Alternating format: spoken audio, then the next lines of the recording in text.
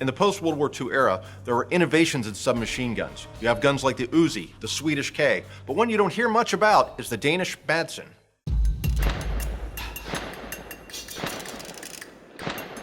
The 1950 Madsen was derived from an earlier design that was developed by Dansk Industry Syndikat in Denmark immediately after World War II.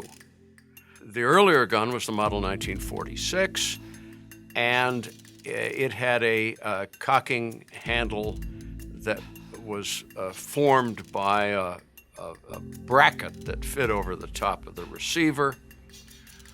And somebody in Denmark said, let's just put a knob there instead. Make it easy. It's named for the man who designed it, Wilhelm Hermann Olof Madsen, who came up with an original design in 1946 that he simplified even further to produce the Madsen, adopted in the year 1950. What makes it special is the design of its receiver. Previous generations cut receivers out of solid steel. Then we move to the era of the Second World War, where receivers are typically a sheet metal tube or sheet metal stampings welded together. Well, the Madsen M50 has a clamshell design where you have two sheet metal receiver halves that they're not welded together the way that the grease gun was, but rather they're hinged at the back where the pistol grip is. And then they're held together by a knurled bushing that threads in over the barrel and threads in pulling those two halves together and holding them together. Inside of which is a bolt.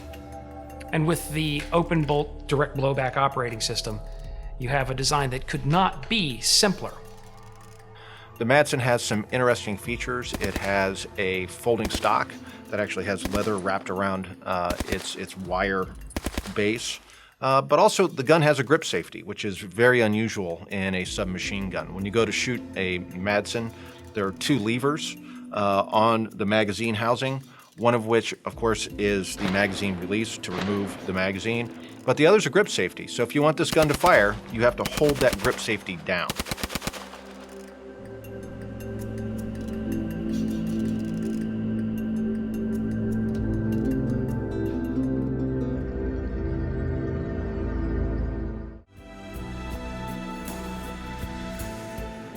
The Madsen Model 1950 is an interesting Danish submachine gun.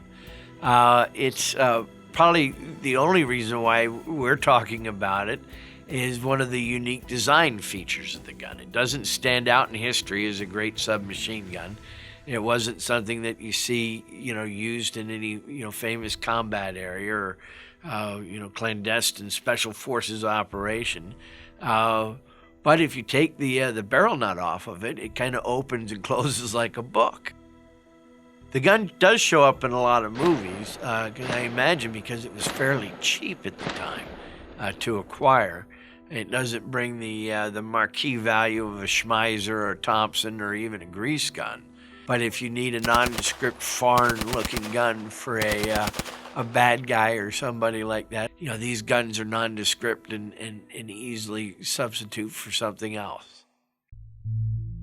The immediate post-World War II era was probably a bad time to bring out a new submachine gun design. Because let's face it, the world was awash in small arms, whether they former German guns or the countries falling under the Soviet Iron Curtain. Countries that were under Soviet control didn't need submachine guns because the Soviets would give them to them. Most of the NATO countries were well armed with guns used by Allied nations during World War II. And so you get guns that are pretty good guns that just did not get the commercial success that perhaps they would have had in another era. And the Madsen M50 is just such a gun. The Madsen did see some combat use. It served with the Siamese contingent on the Korean Peninsula with United Nations forces. It was the submachine gun of the Siamese troops that served during the Korean War. The guns are not uncommon here in the United States. Interarms had quite a few left over, and they sold them commercially here in the States to people who, in the 1960s, people who wanted to pay $200 tax stamp and go through all that drill. Quite a few of them were sold privately.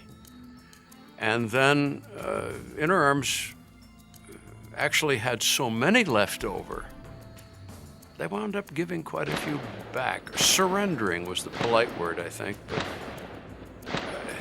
they surrendered back 12 or 13,000 guns to the U.S. government. And I suspect there's more to that than meets the eye, too.